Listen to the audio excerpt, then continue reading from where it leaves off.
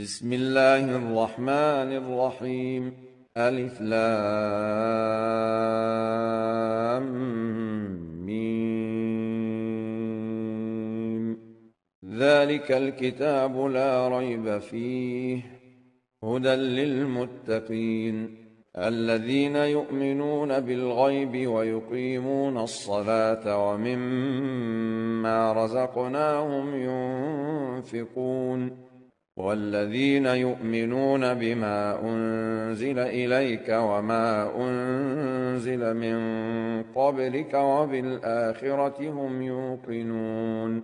أولئك على هدى من ربهم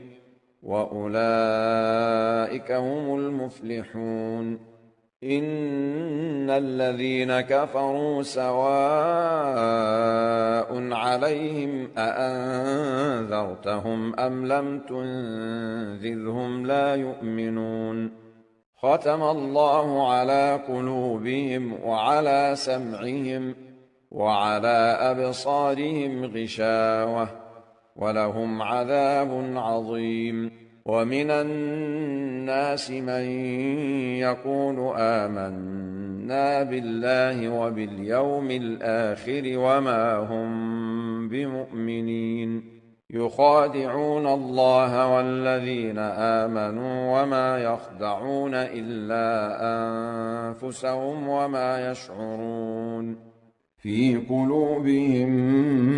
مرض فزادهم الله مرضا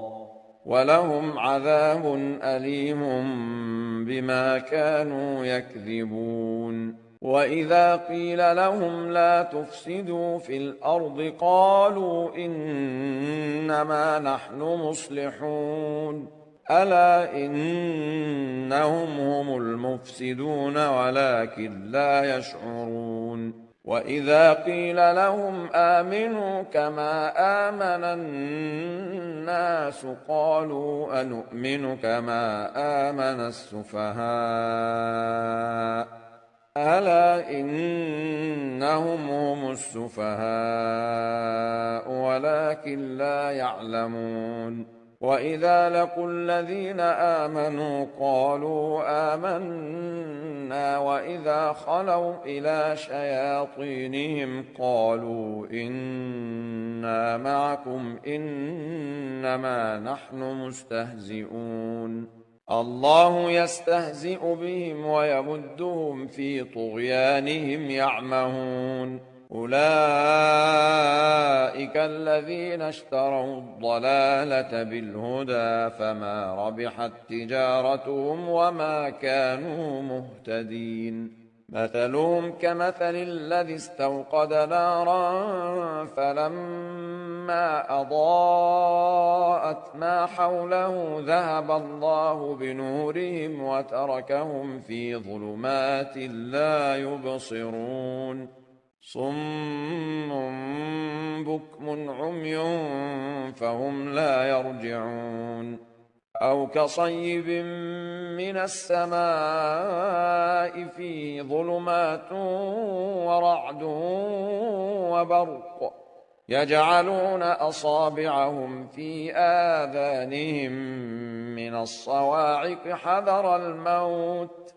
والله محيط بالكافرين يكاد البرق يخطف أبصارهم كلما أضاء لهم مشوا فيه وإذا أظلم عليهم قاموا ولو شاء الله لذهب بسمعهم وأبصارهم إن الله على كل شيء قدير يا أيها الناس اعبدوا ربكم الذي خلقكم والذين من قبلكم لعلكم تتقون الذي جعل لكم الأرض فراشا والسماء بناء وأنزل من السماء ماء فأخرج به وأنزل من السماء ماء فأخرج به من الثمرات رزقا لكم فلا تجعلوا لله أندادا وأنتم تعلمون وإن كنتم في ريب مما نزلنا على عبدنا فأتوا بسورة من مثله وادعوا شهداءكم من دون الله إن كنتم صادقين فإن لم تفعلوا ولن تفعلوا فاتقوا النار التي وقودها الناس والحجارة أعدت للكافرين وبشر الذين آمنوا وعملوا الصالحات أن لهم جنات تجري من تحتها الأنهار كلما رزقوا منها من ثمرة رزقا قالوا هذا الذي رزقنا من قبل وأتوا به متشابها ولهم فيها أزواج مطهرة وهم فيها خالدون إن الله لا يستحيي أن يضرب مثلا ما بعوضة فما فوقها فأما الذين آمنوا فيعلمون أنه الحق من ربهم وأما الذين كفروا فيقولون ماذا أراد الله بهذا مثلا يضل به كثيرا ويهدي به كثيرا وما يضل به إلا الفاسقين الذين ينقضون عهد الله من بعد ميثاقه ويقطعون ما أمر الله به أن يوصل ويفسدون في الأرض أولئك هم الخاسرون كيف تكفرون بالله وكنتم أمواتا فأحياكم ثم يميتكم ثم يحييكم ثم إليه ترجعون هو الذي خلق لكم ما في الأرض جميعا ثم استوى إلى السماء فسواهن 7 سماوات وهو بكل شيء عليم وإذ قال ربك للملائكة إني جاعل في الأرض خليفة قالوا أتجعل فيها من يفسد فيها ويسفك الدماء ونحن نسبح بحمدك ونقدس لك قال إني أعلم ما لا تعلمون وعلم آدم الأسماء كلها ثم عرضهم على الملائكة فقال أنبئوني بأسماء هؤلاء إن كنتم صادقين قالوا سبحانك لا علم لنا إلا ما علمتنا إنك أنت العليم الحكيم قال يا آدم أنبئهم بأسمائهم فلما أنبأهم بأسمائهم قال ألم أقل لكم إني أعلم غيب السماوات والأرض وأعلم ما تبدون وما كنتم تكتمون وإذ قلنا للملائكة اسجدوا لآدم فسجدوا إلا إبليس أبى واستكبر وكان من الكافرين وقلنا يا آدم اسكن أنت وزوجك الجنة وكلا منها رغدا حيث شئتما ولا تقربا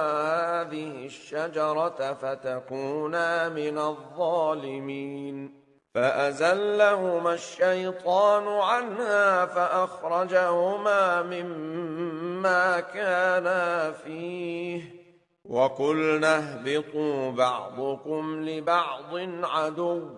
ولكم في الأرض مستقر ومتاع إلى حين فتلقى آدم من ربه كلمات فتاب عليه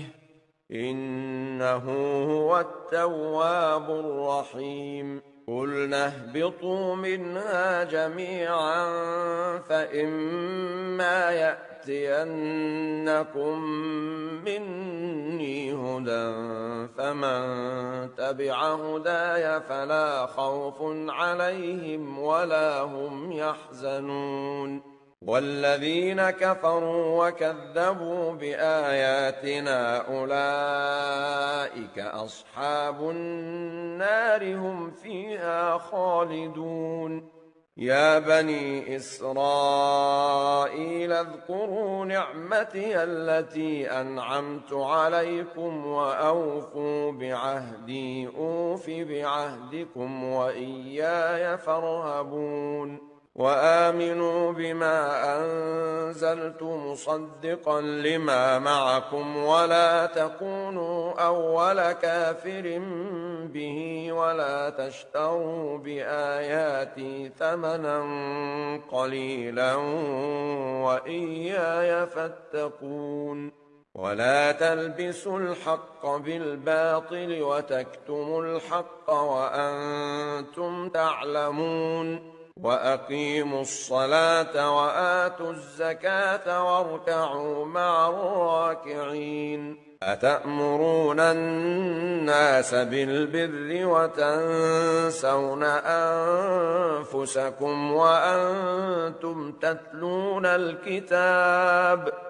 أفلا تعقلون واستعينوا بالصبر والصلاة وإنها لكبيرة إلا على الخاشعين الذين يظنون أنهم ملاقو ربهم وأنهم إليه راجعون يا بني إسرائيل اذكروا نعمتي التي أنعمت عليكم وأني فضلتكم على العالمين واتقوا يوما لا تجزي نفس عن نفس شيئا ولا يقبل منها شفاعة ولا يؤخذ منها عدل ولا هم ينصرون وإذ نجيناكم من آل فرعون يسومونكم سوء العذاب يذبحون أبناءكم ويستحيون نساءكم وفي ذلكم بلاء من ربكم عظيم وإذ فرقنا بكم البحر فأنجيناكم وأغرقنا آل فرعون وأنتم تنظرون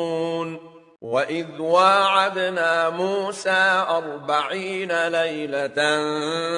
ثم اتخذتم العجل من بعده وأنتم ظالمون ثم عفونا عنكم من بعد ذلك لعلكم تشكرون وإذ آتينا موسى الكتاب والفرقان لعلكم تهتدون وإذ قال موسى لقومه يا قوم إنكم ظلمتم أنفسكم باتخاذكم العجل فتوبوا إلى بارئكم فاقتلوا أنفسكم ذلكم خير لكم عند بارئكم فتاب عليكم إنه هو التواب الرحيم. وإذ قلتم يا موسى لن نؤمن لك حتى نرى الله جهرة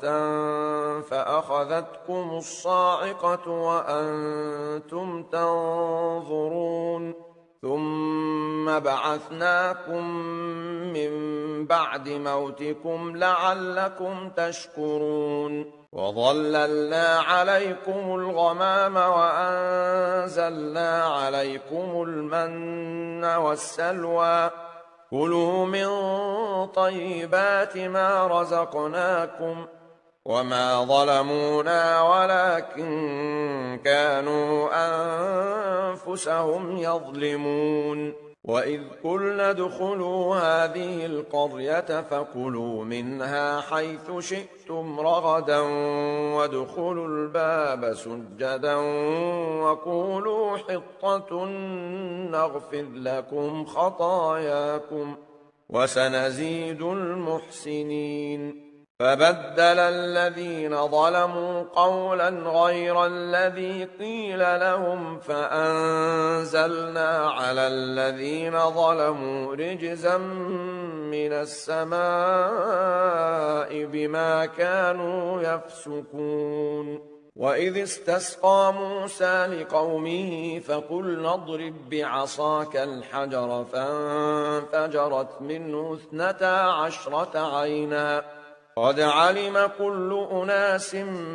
مشربهم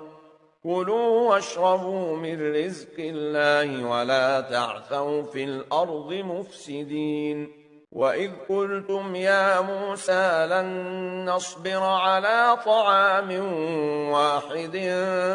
فادع لنا ربك يخرج لنا مما تنبت الأرض من بقلها وقثائها وفومها وعدسها وبصلها قال أتستبدلون الذي هو أدنى بالذي هو خير اهبطوا مصرا فإن لكم ما سألتم وضربت عليهم الذلة والمسكنة وباءوا بغضب من الله ذلك بأنهم كانوا يكفرون بآيات الله ويقتلون النبيين بغير الحق ذلك بما عصوا وكانوا يعتدون إن الذين آمنوا والذين هادوا والنصارى والصابئين من آمن بالله واليوم الآخر وعمل صالحا فلهم أجرهم عند ربهم ولا خوف عليهم ولا هم يحزنون وإذ أخذنا ميثاقكم ورفعنا فوقكم الطور خذوا ما آتيناكم بقوة واذكروا ما فيه لعلكم تتقون ثم توليتم من بعد ذلك فلولا فضل الله عليكم ورحمته لكنتم من الخاسرين ولقد علمتم الذين اعتدوا منكم في السبت فقلنا لهم كونوا قردة خاسئين فجعلناها نكالا لما بين يديها وما خلفها وموعظة للمتقين وإذ قال موسى لقومه إن الله يأمركم أن تذبحوا بقرة قالوا أتتخذنا هزوا قال أعوذ بالله أن أكون من الجاهلين قالوا ادع لنا ربك يبين لنا ما هي قال إنه يقول إنها بقرة لا فارض ولا بكر عوان بين ذلك فافعلوا ما تؤمرون قالوا ادع لنا ربك يبين لنا ما لونها قال إنه يقول إنها بقرة صفراء فاقع لونها تسر الناظرين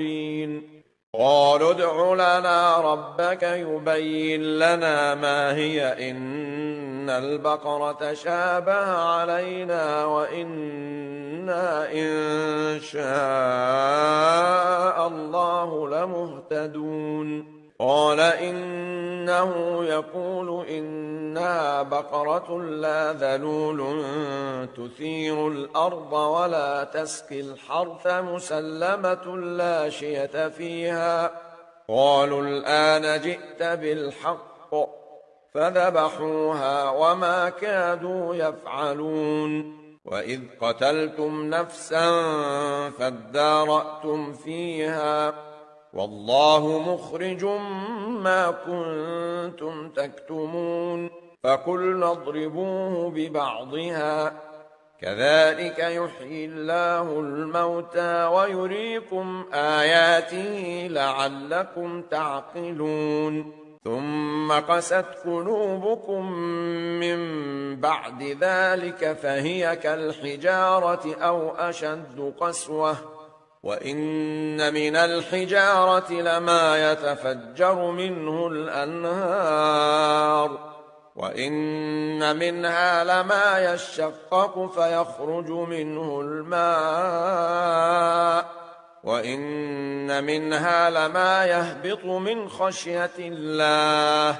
وما الله بغافل عما تعملون أفتطمعون أن يؤمنوا لكم وقد كان فريق منهم يسمعون كلام الله ثم يحرفونه من بعد ما عقلوه وهم يعلمون وإذا لقوا الذين آمنوا قالوا آمنا وإذا خلا بعضهم إلى بعض قالوا أتحدثونهم بما فتح الله عليكم ليحاجوكم به عند ربكم أفلا تعقلون أولا يعلمون أن الله يعلم ما يسرون وما يعلنون ومنهم أميون لا يعلمون الكتاب إلا أماني وإن هم إلا يظنون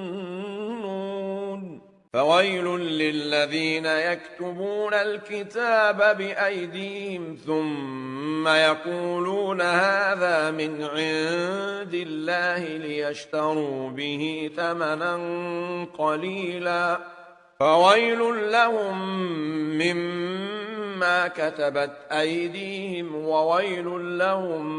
مما يكسبون وقالوا لن تمسنا النار إلا أياما معدودة قل أتخذتم عند الله عهدا فلن يخلف الله عهده أم تقولون على الله ما لا تعلمون بلى من كسب سيئة وأحاطت به خطيئته فأولئك أصحاب النار هم فيها خالدون والذين آمنوا وعملوا الصالحات أولئك أصحاب الجنة هم فيها خالدون وإذ أخذنا ميثاق بني إسرائيل لا تعبدون إلا الله وبالوالدين إحسانا وذي القربى واليتامى والمساكين وقولوا للناس حسنا وأقيموا الصلاة وآتوا الزكاة ثم توليتم إلا قليلا منكم وأنتم معرضون وإذ أخذنا ميثاقكم لا تسفكون دماءكم ولا تخرجون أنفسكم من دياركم ثم أقررتم وأنتم تشهدون ثم أنتم هؤلاء تقتلون أنفسكم وتخرجون فريقا منكم من ديارهم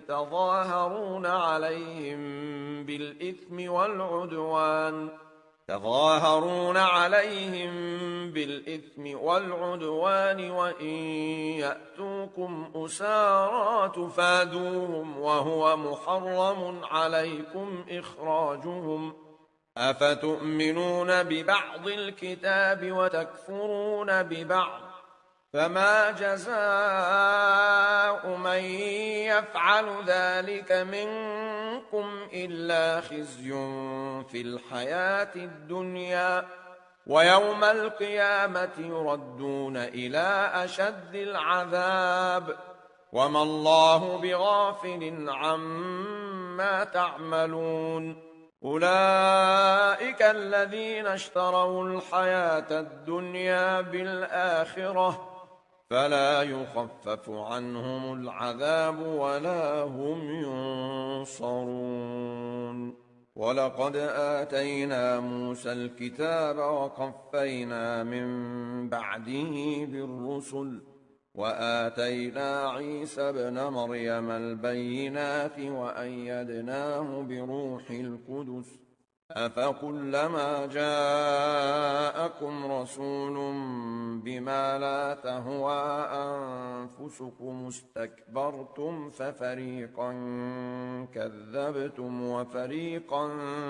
تقتلون وقالوا قلوبنا غلف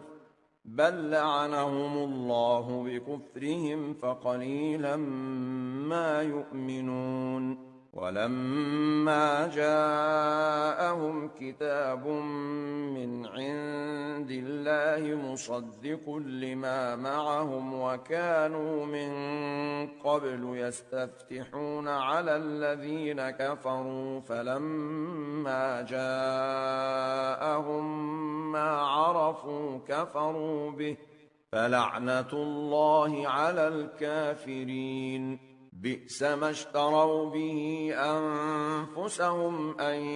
يكفروا بما أنزل الله بغيا أن ينزل الله من فضله على من يشاء من عباده فباءوا بغضب على غضب وللكافرين عذاب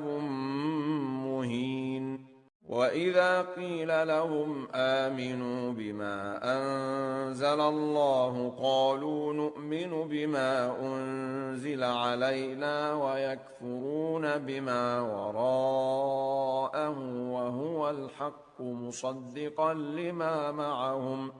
قل فلم تقتلون أنبياء الله من قبل إن كنتم مؤمنين ولقد جاءكم موسى بالبينات ثم اتخذتم العجل من بعده وأنتم ظالمون وإذ أخذنا ميثاقكم ورفعنا فوقكم الطور خذوا ما آتيناكم بقوة واسمعوا قالوا سمعنا وعصينا وأشربوا في قلوبهم العجل بكفرهم قل بئس ما يأمركم به إيمانكم إن كنتم مؤمنين قل إن كانت لكم الدار الآخرة عند الله خالصة من دون الناس فتمنوا الموت إن كنتم صادقين ولن يتمنوه أبدا بما قدمت أيديهم والله عليم بالظالمين ولتجدنهم أحرص الناس على حياة ومن الذين أشركوا يود أحدهم لو يعمر 1000 سنة وما هو بمزحزحه من العذاب أن يعمر والله بصير بما يعملون قل من كان عدوا لجبريل فإنه نزله على قلبك بإذن الله مصدقا لما بين يديه وهدى وبشرى للمؤمنين من كان عدوا لله وملائكته ورسله وجبريل وميكال فإن الله عدو للكافرين ولقد أنزلنا إليك آيات بينات وما يكفر بها إلا الفاسقون أوكلما عاهدوا عهدا نبذه فريق منهم بل أكثرهم لا يؤمنون ولما جاءهم رسول من عند الله مصدق لما معهم نبذ فريق من الذين أوتوا الكتاب كتاب الله وراء ظهورهم كأنهم لا يعلمون واتبعوا ما تتلو الشياطين على ملك سليمان وما كفر سليمان ولكن الشياطين كفروا يعلمون الناس السحر وما أنزل على الملكين ببابل هاروت وماروت وما يعلمان من أحد حتى يقولا إنما نحن فتنة فلا تكفر فيتعلمون منهما ما يفرقون به بين المرء وزوجه وما هم بضارين به من أحد إلا بإذن الله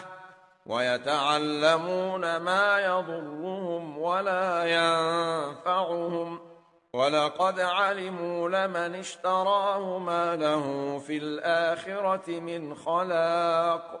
ولبئس ما شروا به أنفسهم لو كانوا يعلمون ولو أنهم آمنوا واتقوا لمثوبة من عند الله خير لو كانوا يعلمون يا أيها الذين آمنوا لا تقولوا راعنا وقولوا انظرنا واسمعوا وللكافرين عذاب أليم ما يود الذين كفروا من أهل الكتاب ولا المشركين أن ينزل عليكم من خير من ربكم والله يختص برحمته من يشاء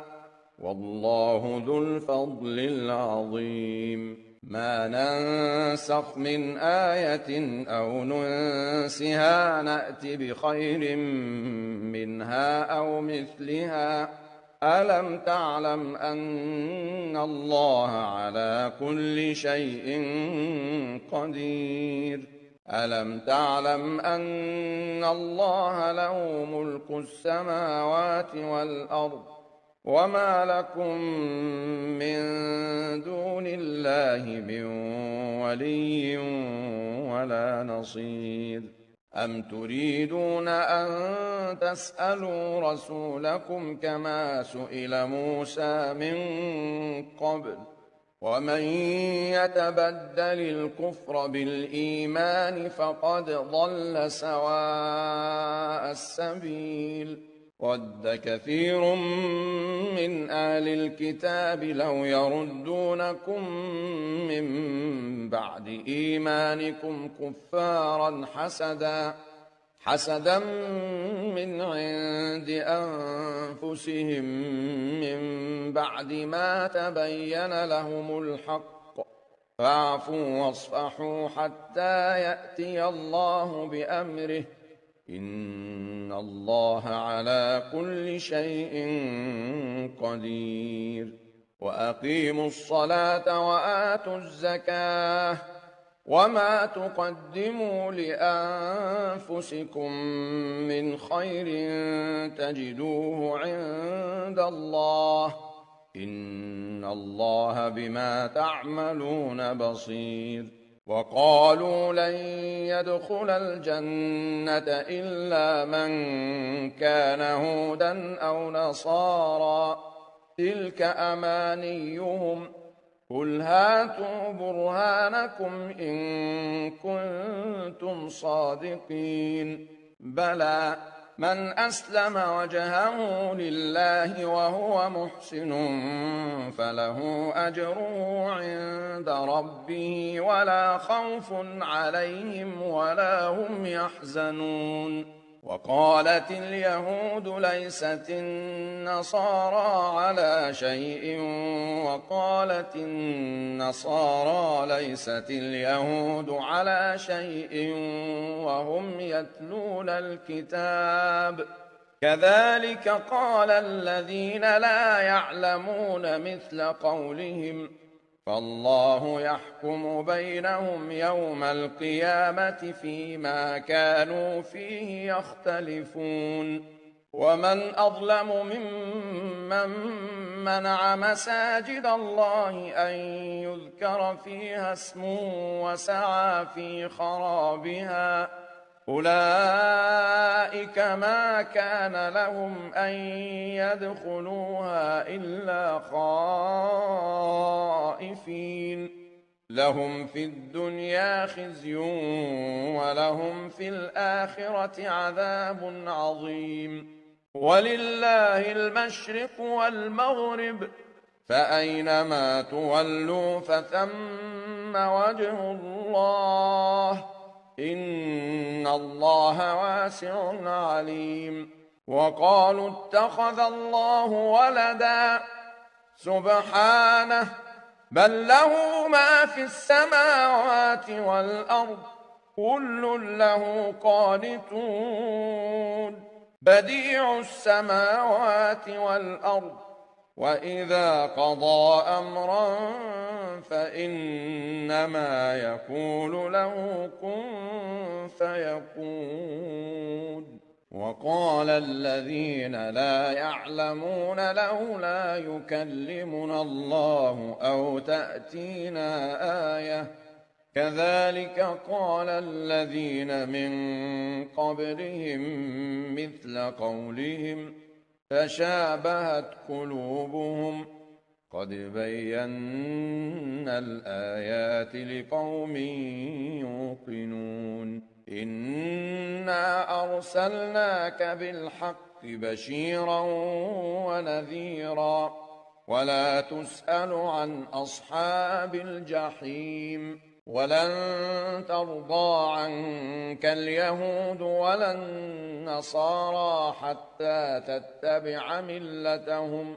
قل إن هدى الله هو الهدى ولئن اتبعت أهواءهم بعد الذي جاءك من العلم ما لك من الله من ولي ولا نصير الذين آتيناهم الكتاب يتلونه حق تلاوته أولئك يؤمنون به ومن يكفر به فأولئك هم الخاسرون يا بني إسرائيل اذكروا نعمتي التي أنعمت عليكم وأني فضلتكم على العالمين واتقوا يوما لا تجزي نفس عن نفس شيئا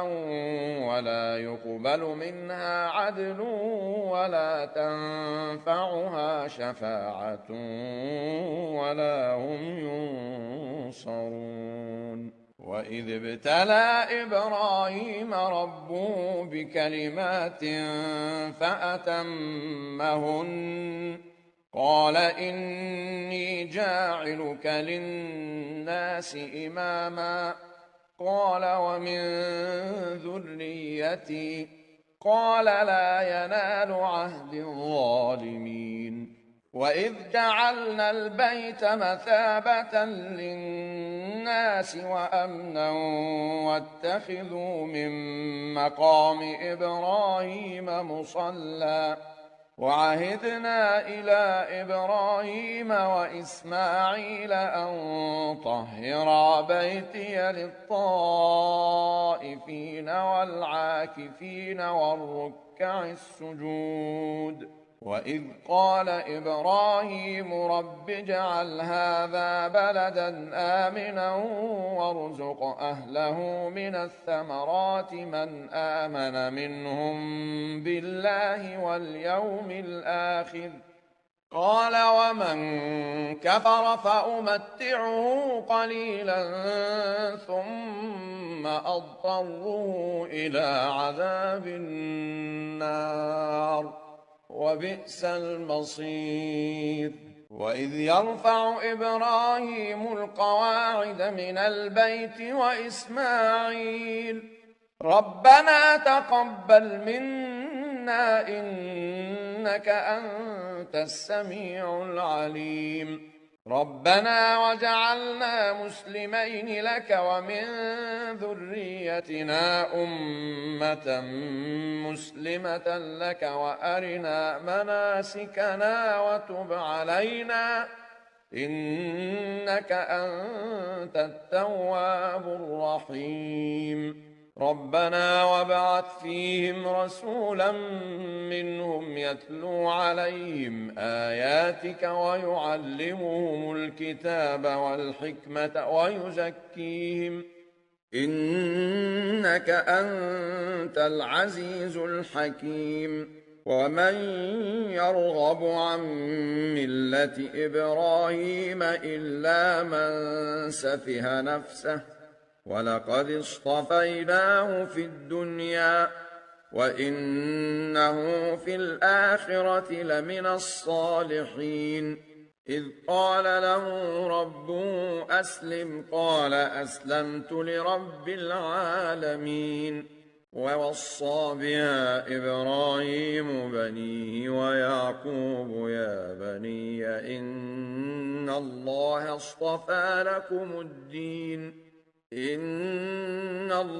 اصطفى لكم الدين فلا تموتن إلا وأنتم مسلمون أم كنتم شهداء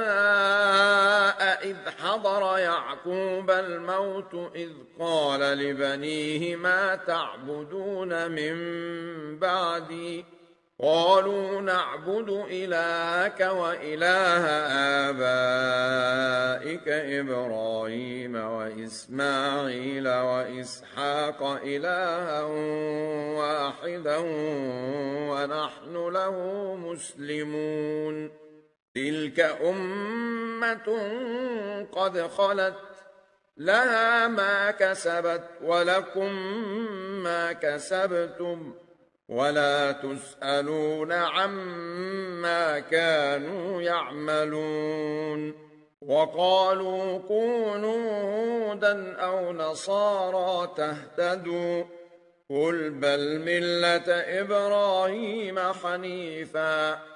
وما كان من المشركين. قولوا آمنا بالله وما أنزل إلينا وما أنزل إلى إبراهيم وإسماعيل وإسحاق ويعقوب والأسباط وما أوتي موسى وعيسى وما أوتي النبيون من ربهم لا نفرق بين أحد منهم ونحن له مسلمون. فإن آمنوا بمثل ما آمنتم به فقد اهتدوا وإن تولوا فإنما هم في شقاق فسيكفيكهم الله وهو السميع العليم. صبغة الله ومن أحسن من الله صبغة ونحن له عابدون. قل أتحاجوننا في الله وهو ربنا وربكم ولنا أعمالنا ولكم أعمالكم ونحن له مخلصون. أم تقولون إن إبراهيم وإسماعيل وإسحاق ويعقوب والأسباط كانوا هودا أو نصارى قل أأنتم أعلم أم الله ومن أظلم ممن كتم شهادة عنده من الله وما الله بغافل عما تعملون. تلك أمة قد خلت لها ما كسبت ولكم ما كسبتم ولا تسألون عما كانوا يعملون. سيقول السفهاء من الناس ما ولاهم عن قبلتهم التي كانوا عليها قل لله المشرق والمغرب يهدي من يشاء إلى صراط مستقيم. وكذلك جعلناكم أمة وسطا لتكونوا شهداء على الناس ويكون الرسول عليكم شهيدا. وما جعلنا القبلة التي كنت عليها إلا لنعلم من يتبع الرسول ممن ينقلب على عقبيه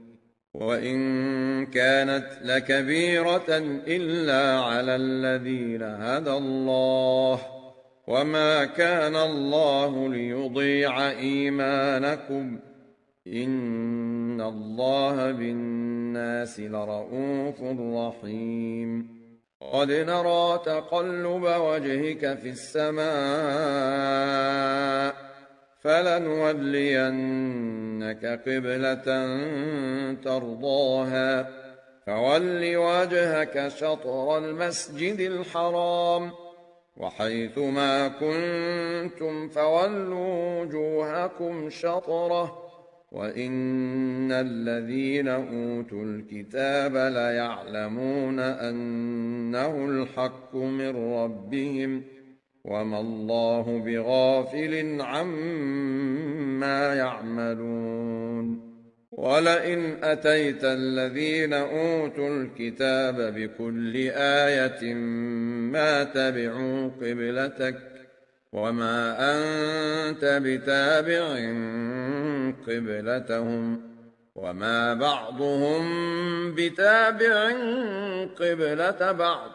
ولئن اتبعت أهواءهم من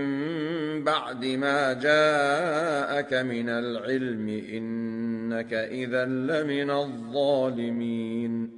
الذين آتيناهم الكتاب يعرفونه كما يعرفون أبناءهم وإن فريقا منهم ليكتمون الحق وهم يعلمون الحق من ربك فلا تكونن من الممترين ولكل وجهة هو موليها فاستبقوا الخيرات أينما تكونوا يأت بكم الله جميعا إن الله على كل شيء قدير ومن حيث خرجت فول وجهك شطر المسجد الحرام وإنه للحق من ربك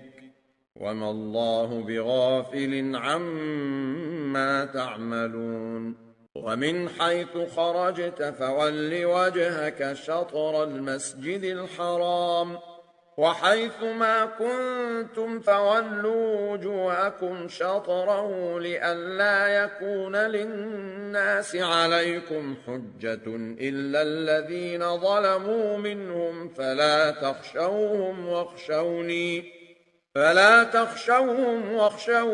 ولأتم نعمتي عليكم ولعلكم تهتدون كما أرسلنا فيكم رسولا منكم يتلو عليكم آياتنا ويزكيكم ويعلمكم الكتاب والحكمة ويعلمكم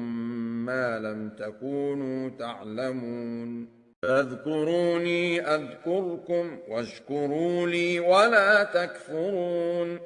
يا أيها الذين آمنوا استعينوا بالصبر والصلاة إن الله مع الصابرين ولا تقولوا لمن يقتل في سبيل الله أموات بل أحياء ولكن لا تشعرون ولنبلونكم بشيء من الخوف والجوع ونقص من الأموال والأنفس والثمرات وبشر الصابرين الذين إذا أصابتهم مصيبة قالوا إنا لله وإنا إليه راجعون أولئك عليهم صلوات من ربهم ورحمة وأولئك هم المهتدون إن الصفا والمروة من شعائر الله فمن حج البيت أو اعتمر فلا جناح عليه أن يطوف بهما ومن تطوع خيرا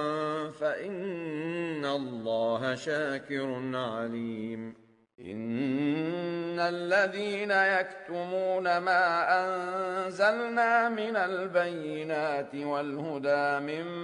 بعد ما بيناه للناس في الكتاب أولئك يلعنهم الله ويلعنهم اللاعنون إلا الذين تابوا وأصلحوا وبينوا فأولئك أتوب عليهم وأنا التواب الرحيم إن الذين كفروا وماتوا وهم كفار أولئك عليهم لعنة الله والملائكة والناس أجمعين خالدين فيها لا يخفف عنهم العذاب ولا هم ينظرون وإلهكم إله واحد لا إله إلا هو الرحمن الرحيم إن في خلق السماوات والأرض واختلاف الليل والنهار والفلك التي تجري في البحر بما ينفع الناس وما أنزل الله من السماء من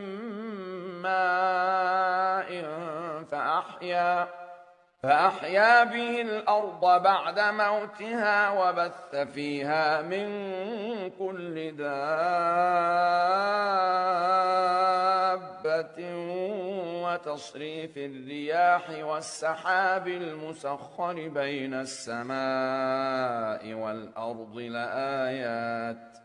وتصريف الرياح والسحاب المسخر بين السماء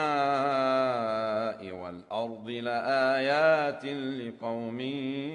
يعقلون ومن الناس من يتخذ من دون الله أندادا يحبونهم كحب الله والذين آمنوا أشد حبا لله ولو يرى الذين ظلموا إذ يرون العذاب أن القوة لله جميعا وأن الله شديد العذاب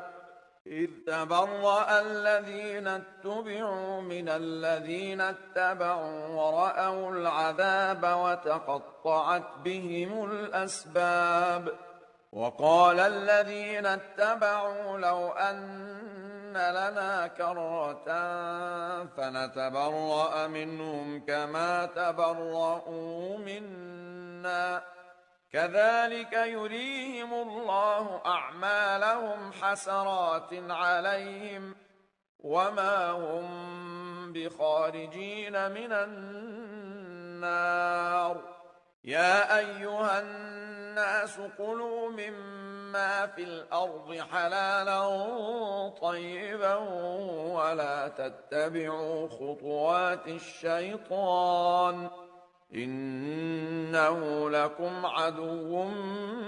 مبين إنما يأمركم بالسوء والفحشاء وأن تقولوا على الله ما لا تعلمون وإذا قيل لهم اتبعوا ما أنزل الله قالوا بل نتبع ما ألفينا عليه آباءنا أولو كان آباؤهم لا يعقلون شيئا ولا يهتدون ومثل الذين كفروا كمثل الذي ينعق بما لا يسمع إلا دعاء ونداء صم بكم عمي فهم لا يعقلون يا أيها الذين آمنوا كلوا من طيبات ما رزقناكم واشكروا لله إن كنتم إياه تعبدون إنما حرم عليكم الميتة والدم ولحم الخنزير وما أهل به لغير الله فمن اضطر غير باغ ولا عاد فلا إثم عليه إن الله غفور رحيم إن الذين يكتمون ما أنزل الله من الكتاب ويشترون به ثمنا قليلا أولئك ما يأكلون في بطونهم إلا النار ولا يكلمهم الله يوم القيامة ولا يزكيهم ولهم عذاب أليم أولئك الذين اشتروا الضلالة بالهدى والعذاب بالمغفرة فما أصبرهم على النار ذلك بأن الله نزل الكتاب بالحق وإن الذين اختلفوا في الكتاب لفي شقاق بعيد ليس البر أن تولوا وجوهكم قبل المشرق والمغرب ولكن البر من آمن بالله واليوم الآخر والملائكة والكتاب والنبيين وآتى المال على حبه ذوي القربى واليتامى والمساكين وابن السبيل والسائلين وفي الرقاب وأقام الصلاة وآتى الزكاة والموفون بعهدهم إذا عاهدوا والصابرين في البأساء والضراء وحين البأس أولئك الذين صدقوا وأولئك هم المتقون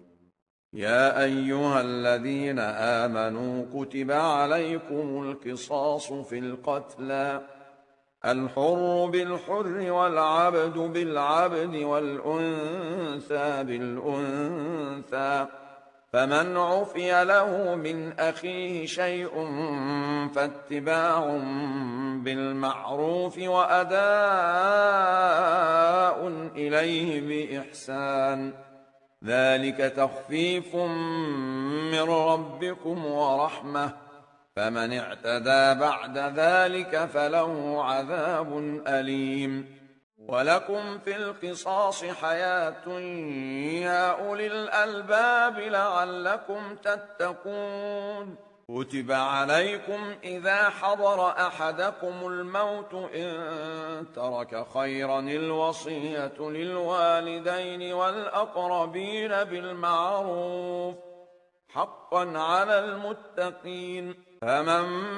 بدله بعدما سمعه فإنما إثمه على الذين يبدلونه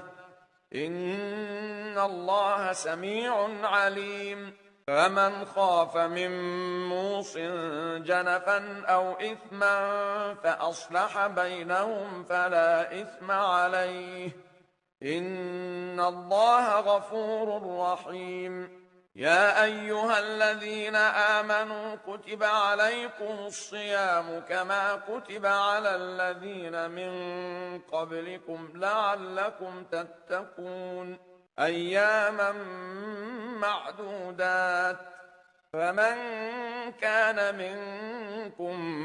مريضا أو على سفر فعدة من أيام أخر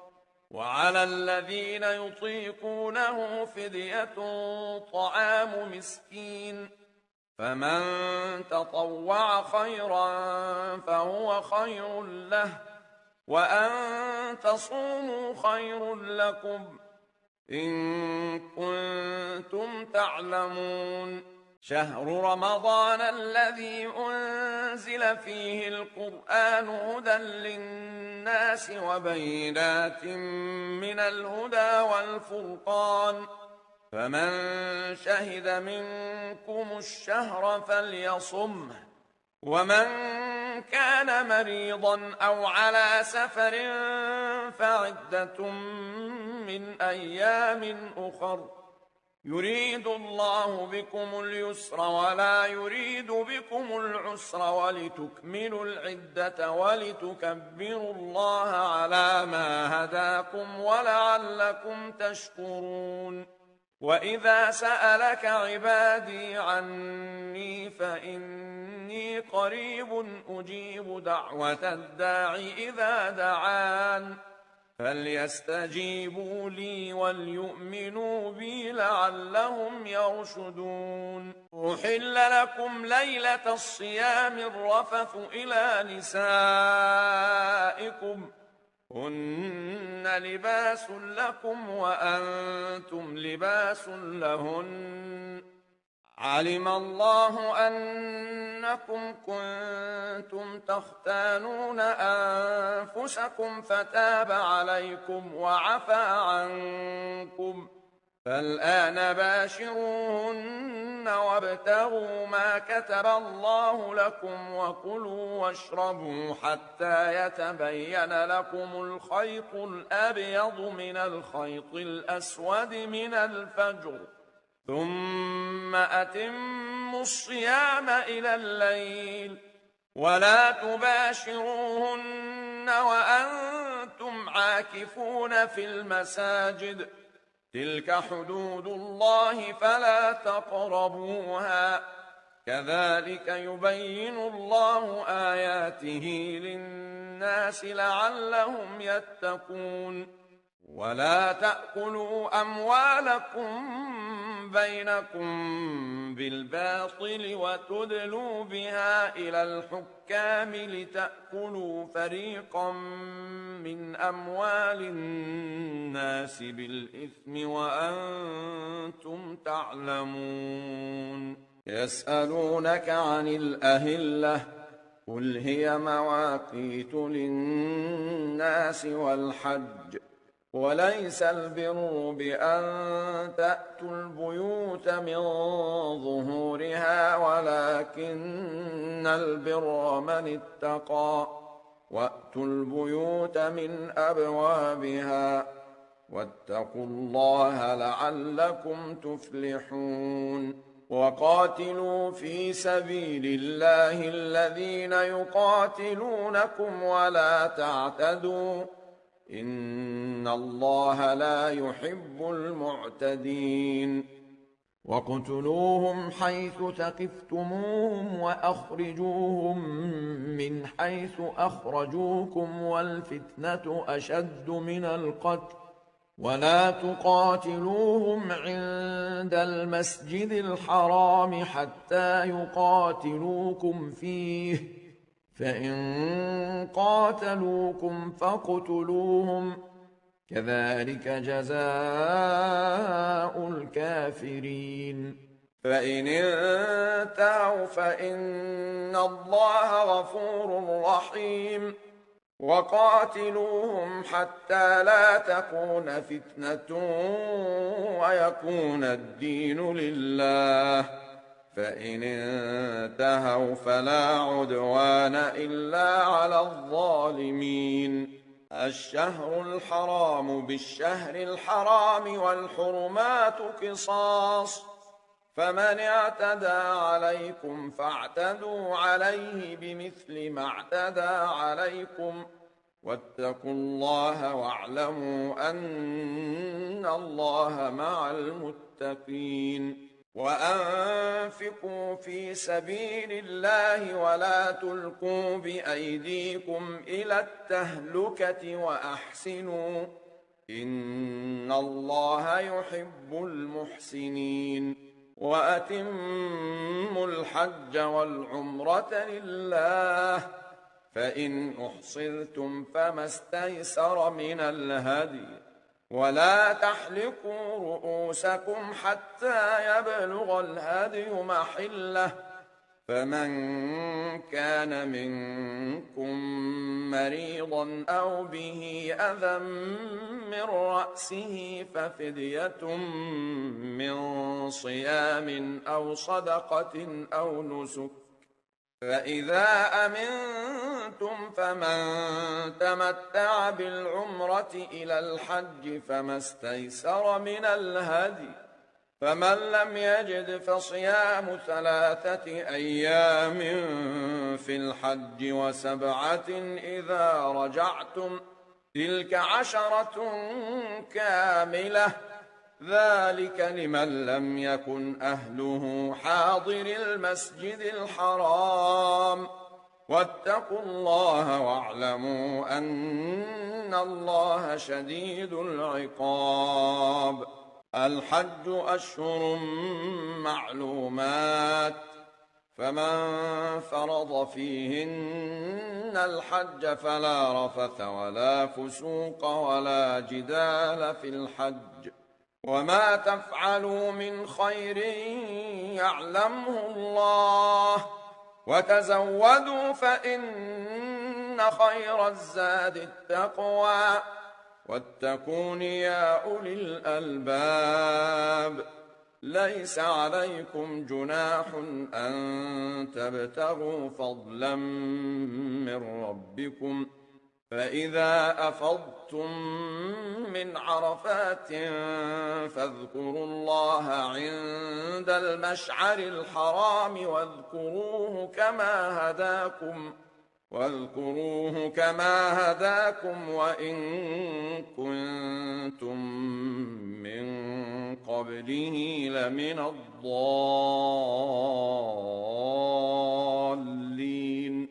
ثم أفيضوا من حيث أفاض الناس واستغفروا الله، إن الله غفور رحيم. فإذا قضيتم مناسككم فاذكروا الله كذكركم آباءكم أو أشد ذكرا. فمن الناس من يقول ربنا آتنا في الدنيا وما له في الآخرة من خلاق، ومنهم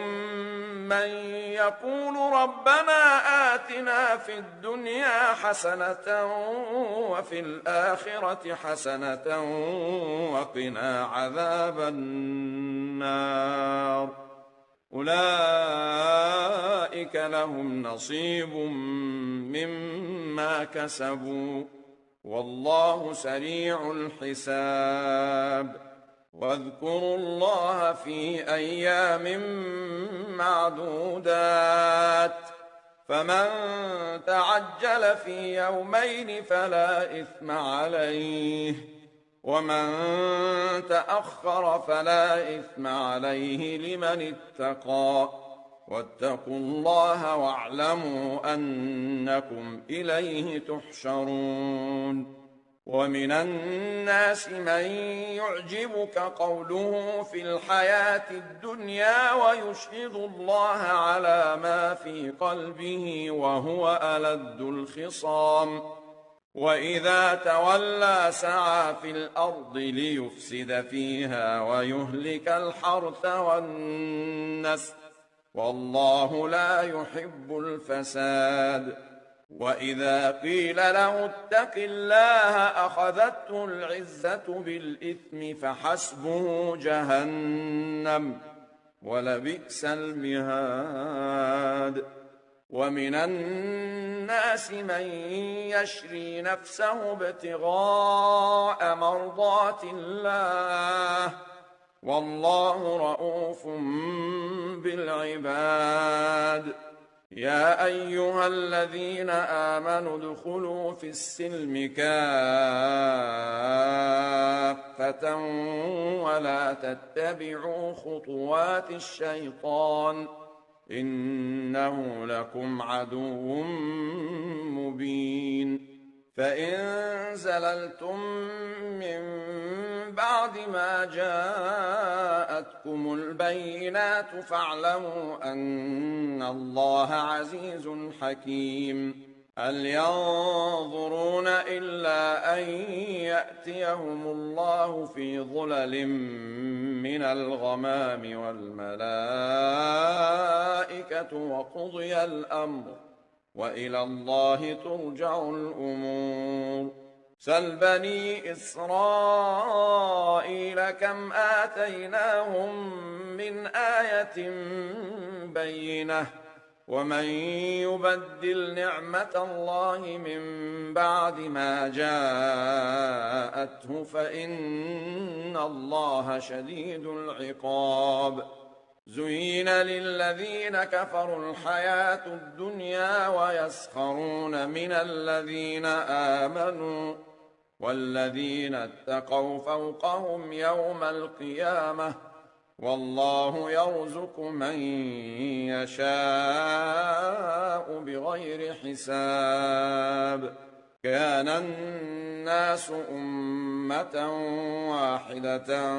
فبعث الله النبيين مبشرين ومنذرين وأنزل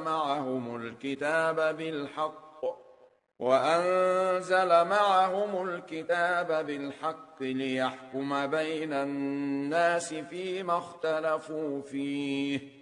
وما اختلف فيه إلا الذين أوتوه من بعد ما جاءتهم البينات بغيا بينهم، فهدى الله الذين آمنوا لما اختلفوا فيه من الحق بإذنه، والله يهدي من يشاء إلى صراط مستقيم. أم حسبتم أن تدخلوا الجنة ولما يأتكم مثل الذين خلوا من قبلكم مستهم البأساء والضراء وزلزلوا حتى يقول الرسول والذين آمنوا معه متى نصر الله، ألا إن نصر الله قريب. يسألونك ماذا ينفقون قل ما أنفقتم من خير فللوالدين والأقربين واليتامى والمساكين وابن السبيل، وما تفعلوا من خير فإن الله به عليم. كتب عليكم القتال وهو كره لكم، وعسى أن تكرهوا شيئا وهو خير لكم، وعسى أن تحبوا شيئا وهو شر لكم، والله يعلم وأنتم لا تعلمون. يسألونك عن الشهر الحرام قتال فيه، قل قتال فيه كبير وصد عن سبيل الله وكفر به والمسجد الحرام وإخراج أهله منه أكبر عند الله، والفتنة أكبر من القتل، ولا يزالون يقاتلونكم حتى يردوكم عن دينكم إن استطاعوا، ومن يرتد منكم عن دينه فيمت وهو كافر فأولئك حبطت أعمالهم في الدنيا والآخرة، وأولئك أصحاب النار هم فيها خالدون. إن الذين آمنوا والذين هاجروا وجاهدوا في سبيل الله أولئك يرجون رحمة الله، والله غفور رحيم. يسألونك عن الخمر والميسر قل فيهما إثم كبير ومنافع للناس وإثمهما أكبر من نفعهما، ويسألونك ماذا ينفقون قل العفو، كذلك يبين الله لكم الآيات لعلكم تتفكرون. كذلك يبين الله لكم الآيات لعلكم تتفكرون في الدنيا والآخرة. ويسألونك عن اليتامى قل إصلاح لهم خير، وإن تخالطوهم فإخوانكم، والله يعلم المفسد من المصلح، ولو شاء الله لأعنتكم، إن الله عزيز حكيم. ولا تنكحوا المشركات حتى يؤمن، ولأمة مؤمنة خير من مشركة ولو أعجبتكم ولا تنكحوا المشركين حتى يؤمنوا ولعبد مؤمن خير من مشرك ولو أعجبكم أولئك يدعون إلى النار والله يدعو إلى الجنة والمغفرة بإذنه ويبين آياته للناس لعلهم يتذكرون ويسألونك عن المحيض قل هو أذى فاعتزلوا النساء في المحيض ولا تقربوهن حتى يطهرن فإذا تطهرن فأتوهن من حيث أمركم الله إن الله يحب التوابين ويحب المتطهرين نساؤكم حرث لكم فأتوا حرثكم أنى شئتم وقدموا لأنفسكم واتقوا الله واعلموا أنكم ملاقوه وبشر المؤمنين ولا تجعلوا الله عرضة لأيمانكم أن تبروا وتتقوا وتصلحوا بين الناس والله سميع عليم لا يؤاخذكم الله باللغو في أيمانكم ولكن يؤاخذكم بما كسبت قلوبكم والله غفور حليم للذين يؤلون من نسائهم تربص 4 أشهر فإن فاءوا فإن الله غفور رحيم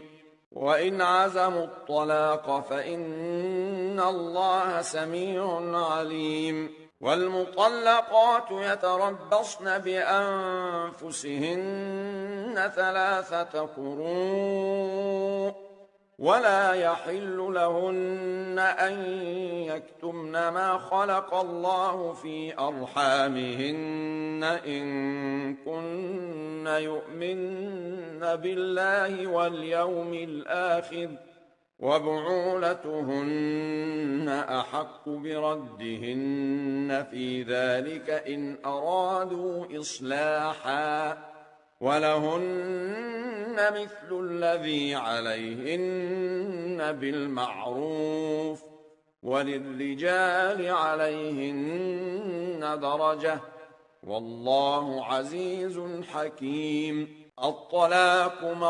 2 فإمساك بمعروف أو تسريح بإحسان ولا يحل لكم أن تأخذوا مما آتيتموهن شيئا إلا أن يخافا ألا يقيما حدود الله فإن خفتم ألا يقيما حدود الله فلا جناح عليهما فيما افتدت به تلك حدود الله فلا تعتدوها ومن يتعد حدود الله فأولئك هم الظالمون فإن طلقها فلا تحل له من بعد حتى تنكح زوجا غيره فإن طلقها فلا جناح عليهما أن يتراجعا إن ظنا أن يقيما حدود الله وتلك حدود الله يبينها لقوم يعلمون وإذا طلقتم النساء فبلغن أجلهن فأمسكوهن بمعروف أو سرحوهن بمعروف ولا تمسكوهن ضرارا لتعتدوا ومن يفعل ذلك فقد ظلم نفسه ولا تتخذوا آيات الله هزوا واذكروا نعمة الله عليكم وما أنزل عليكم من الكتاب والحكمة يعظكم به واتقوا الله واعلموا أن الله بكل شيء عليم وإذا طلقتم النساء فبلغن أجلهن فلا تعضلوهن أن ينكحن أزواجهن إذا تراضوا بينهم بالمعروف ذلك يوعظ به من كان منكم يؤمن بالله واليوم الآخر ذلكم أزكى لكم وأطهر والله يعلم وأنتم لا تعلمون والوالدات يرضعن أولادهن حولين كاملين لمن أراد أن يتم الرضاعة وعلى المولود له رزقهن وكسوتهن بالمعروف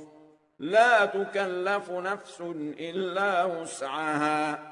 لا تضار والدة بولدها ولا مولود له بولده وعلى الوارث مثل ذلك فإن أرادا فصالا عن تراض منهما وتشاور فلا جناح عليهما وإن أردتم أن تسترضعوا أولادكم فلا جناح عليكم إذا سلمتم ما آتيتم بالمعروف واتقوا الله واعلموا أن الله بما تعملون بصير والذين يتوفون منكم ويذرون أزواجا يتربصن بأنفسهن 4 أشهر وعشرا فإذا بلغن أجلهن فلا جناح عليكم فيما فعلن في أنفسهن بالمعروف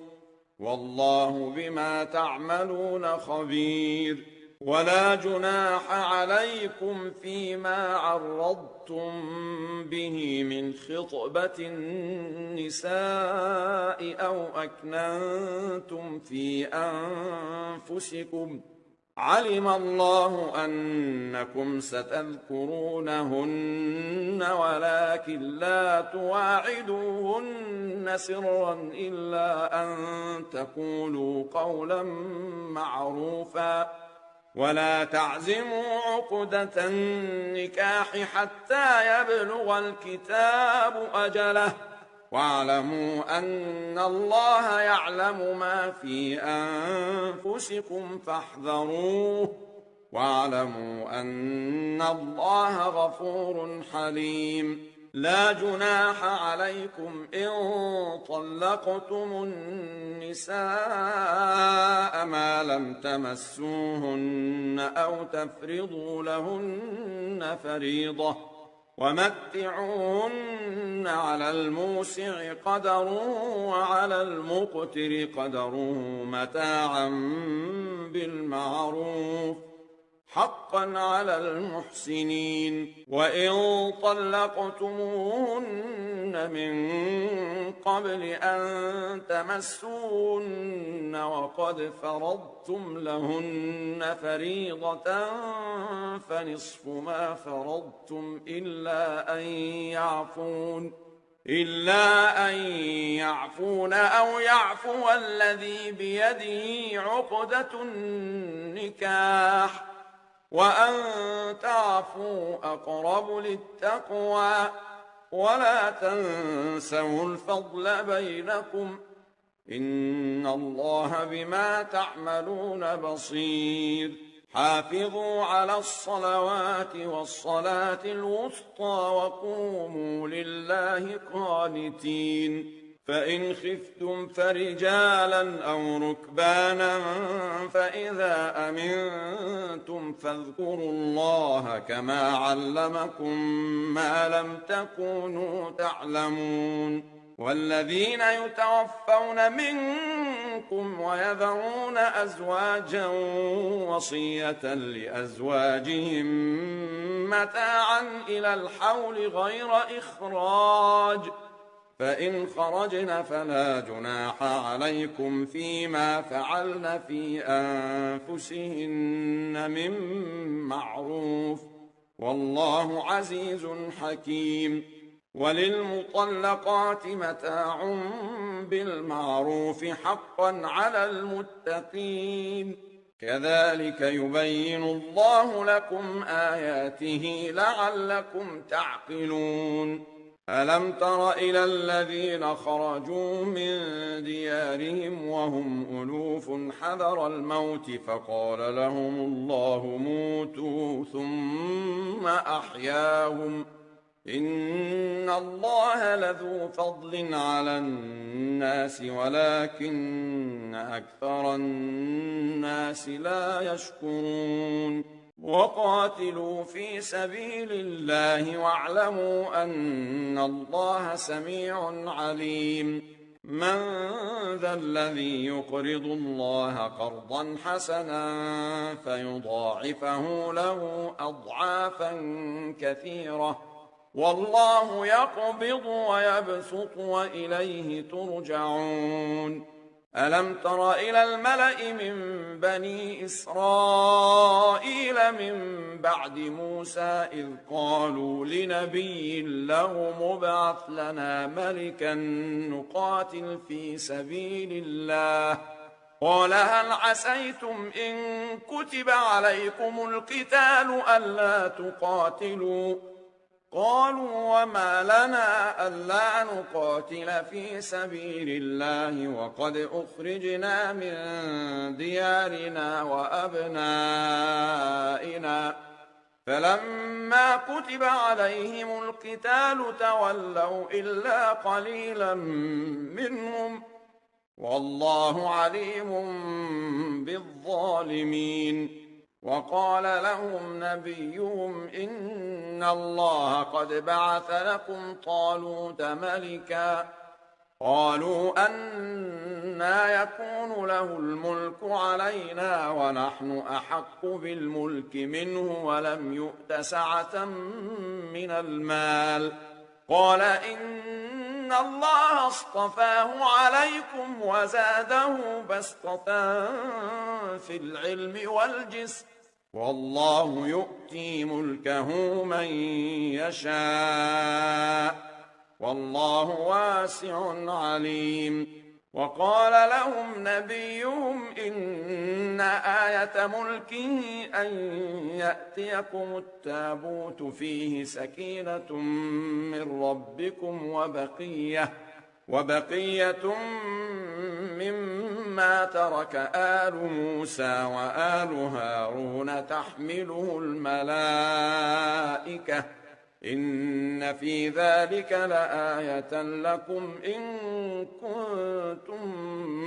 مؤمنين فلما فصل طالوت بالجنود قال إن الله مبتليكم بنهر فمن شرب منه فليس مني ومن لم يطعمه فإنه مني إلا من اغترف غرفة بيده فشربوا منه إلا قليلا منهم فلما فلما جاوزه هو والذين آمنوا معه قالوا لا طاقة لنا اليوم بجالوت وجنوده قال الذين يظنون أنهم ملاقو الله كم من فئة قليلة غلبت فئة كثيرة بإذن الله والله مع الصابرين. ولما برزوا لجالوت وجنوده قالوا ربنا أفرغ علينا صبرا وثبت أقدامنا وانصرنا على القوم الكافرين فهزموهم بإذن الله وقتل داود جالوت وآتاه الله الملك والحكمة وعلمه مما يشاء ولولا دفع الله الناس بعضهم ببعض لفسدت الأرض ولكن الله ذو فضل على العالمين. تلك آيات الله نتلوها عليك بالحق وإنك لمن المرسلين. تلك الرسل فضلنا بعضهم على بعض منهم من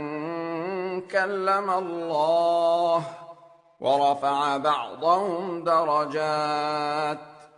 وآتينا عيسى ابن مريم البينات وأيدناه بروح القدس ولو شاء الله ما اقتتل الذين من بعدهم من بعد ما جاءتهم البينات ولكن اختلفوا فمنهم من آمن ومنهم من كفر ولو شاء الله ما اقتتلوا ولكن الله يفعل ما يريد. يا أيها الذين آمنوا أنفقوا مما رزقناكم من قبل أن يأتي يوم لا بيع فيه ولا خلة ولا شفاعة والكافرون هم الظالمون. الله لا إله إلا هو الحي القيوم لا تأخذه سنة ولا نوم له ما في السماوات وما في الأرض من ذا الذي يشفع عنده إلا بإذنه يعلم ما بين أيديهم وما خلفهم ولا يحيطون بشيء من علمه إلا بما شاء وسع كرسيه السماوات والأرض ولا يؤوده حفظهما وهو العلي العظيم. لا إكراه في الدين قد تبين الرشد من الغي فمن يكفر بالطاغوت ويؤمن بالله فقد استمسك بالعروة الوثقى لا انفصام لها والله سميع عليم. الله ولي الذين آمنوا يخرجهم من الظلمات إلى النور والذين كفروا أولياؤهم الطاغوت يخرجونهم من النور إلى الظلمات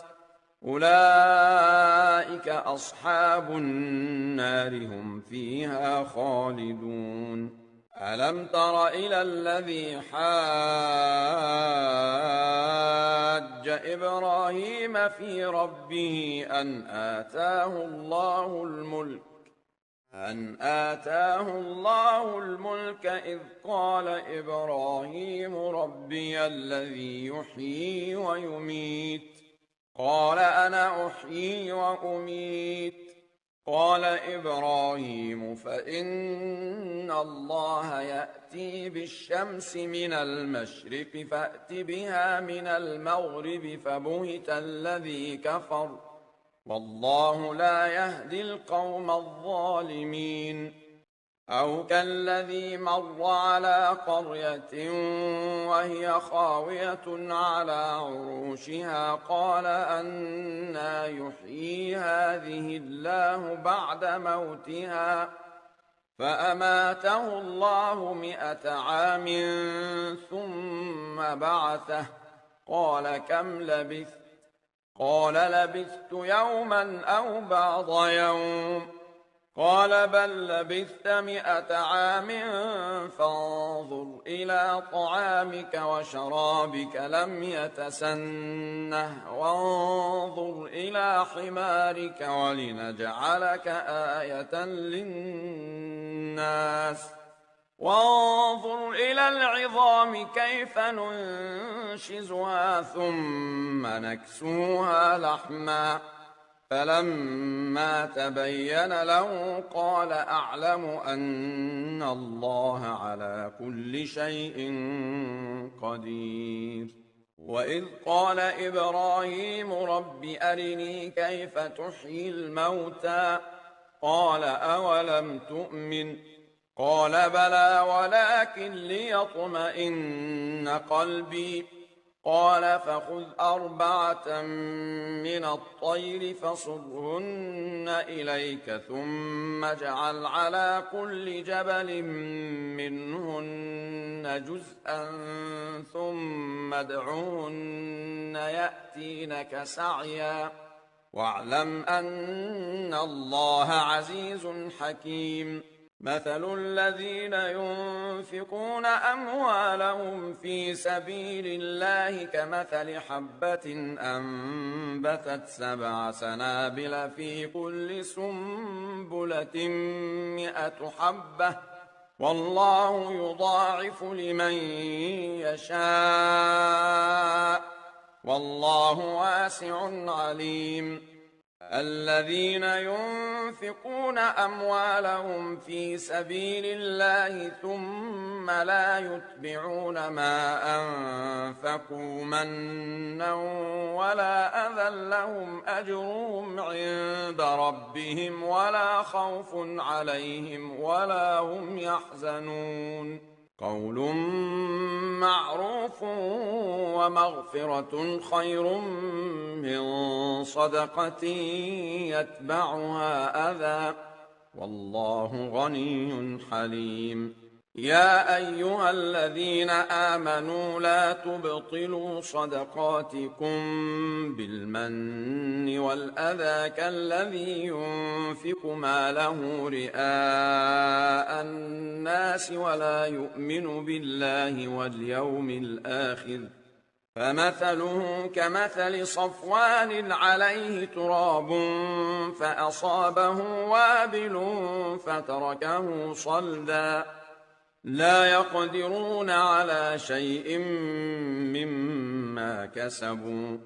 والله لا يهدي القوم الكافرين. ومثل الذين ينفقون أموالهم ابتغاء مرضات الله وتثبيتا من أنفسهم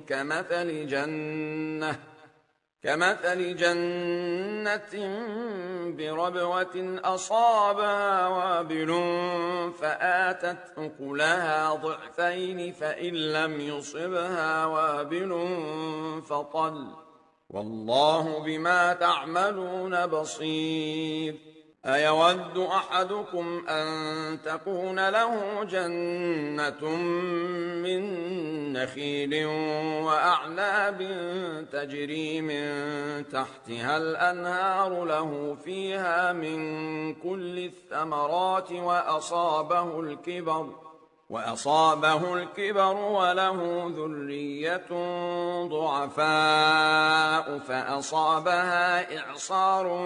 فيه نار كذلك يبين الله لكم الآيات لعلكم تتفكرون. يا أيها الذين آمنوا أنفقوا من طيبات ما كسبتم ومما أخرجنا لكم من الأرض ولا تيمموا الخبيث منه تنفقون ولستم بآخذيه إلا أن تغمضوا فيه واعلموا أن الله غني حميد. الشيطان يعدكم الفقر ويأمركم بالفحشاء والله يعدكم مغفرة منه وفضلا والله واسع عليم. يؤتي الحكمة من يشاء ومن يؤت الحكمة فقد أوتي خيرا كثيرا وما يذكر إلا أولو الألباب. وما أنفقتم من نفقة أو نذرتم من نذر فإن الله يعلمه وما للظالمين من أنصار. إن تبدوا الصدقات فنعما هي وإن تخفوها وتؤتوها الفقراء فهو خير لكم ويكفر عنكم من سيئاتكم والله بما تعملون خبير. ليس عليك هداهم ولكن الله يهدي من يشاء وما تنفقوا من خير فلأنفسكم وما تنفقون إلا ابتغاء وجه الله وما تنفقوا من خير يوفى إليكم وأنتم لا تظلمون. للفقراء الذين أحصروا في سبيل الله لا يستطيعون ضربا في الأرض يحسبهم الجاهل أغنياء من التعفف تعرفهم بسيماهم لا يسألون الناس إلحافا وما تنفقوا من خير فإن الله به عليم. الذين ينفقون أموالهم بالليل والنهار سرا وعلانية فلهم أجرهم عند ربهم ولا خوف عليهم ولا هم يحزنون. الذين يأكلون الربا لا يقومون إلا كما يقوم الذي يتخبطه الشيطان من المس ذلك بأنهم قالوا إنما البيع مثل الربا وأحل الله البيع وحرم الربا. فمن جاءه موعظة من ربه فانتهى فله ما سلف وأمره إلى الله ومن عاد فأولئك أصحاب النار هم فيها خالدون. يمحق الله الربا ويربي الصدقات والله لا يحب كل كفار أثيم. إن الذين آمنوا وعملوا الصالحات وأقاموا الصلاة وآتوا الزكاة لهم أجرهم عند ربهم ولا خوف عليهم ولا هم يحزنون. يا أيها الذين آمنوا اتقوا الله وذروا ما بقي من الربا إن كنتم مؤمنين فإن لم تفعلوا فأذنوا بحرب من الله ورسوله وإن تبتم فلكم رؤوس أموالكم لا تظلمون ولا تظلمون. وإن كان ذو عسرة فنظرة إلى ميسرة وأن تصدقوا خير لكم إن كنتم تعلمون واتقوا يوما ترجعون فيه إلى الله ثم توفى كل نفس ما كسبت وهم لا يظلمون يا أيها الذين آمنوا إذا تداينتم بدين إلى أجل مسمى فاكتبوه وليكتب بينكم كاتب بالعدل ولا يأب كاتب أن يكتب كما علمه الله فليكتب وليملل الذي عليه الحق وليتق الله ربه ولا يبخس منه شيئا فإن كان الذي عليه الحق سفيها أو ضعيفا أو لا يستطيع أن يمل هو فليملل وليه بالعدل واستشهدوا شهيدين من رجالكم فإن لم يكونا رجلين فرجل وامرأتان ممن ترضون من الشهداء أن تضل إحداهما فتذكر إحداهما الأخرى ولا يأبى الشهداء إذا ما دعوا ولا تسأموا أن تكتبوه صغيرا أو كبيرا إلى أجله ذلكم أقسط عند الله وأقوم للشهادة وأدنى ألا ترتابوا إلا أن تكون تجارة حاضرة تديرونها بينكم فليس عليكم جناح ألا تكتبوها وأشهدوا إذا تبايعتم ولا يضار كاتب ولا شهيد وإن تفعلوا فإنه فسوق بكم واتقوا الله ويعلمكم الله والله بكل شيء عليم وإن كنتم على سفر ولم تجدوا كاتبا فرهان مقبوضة فإن أمن بعضكم بعضا فليؤدي الذي اؤتمن أمانته وليتق الله ربه ولا تكتموا الشهادة ومن يكتمها فإنه آثم قلبه والله بما تعملون عليم لله ما في السماوات وما في الأرض وإن تبدوا ما في أنفسكم أو تخفوه يحاسبكم به الله فيغفر لمن يشاء ويعذب من يشاء والله على كل شيء قدير آمن الرسول بما أنزل إليه من ربه والمؤمنون كل آمن بالله وملائكته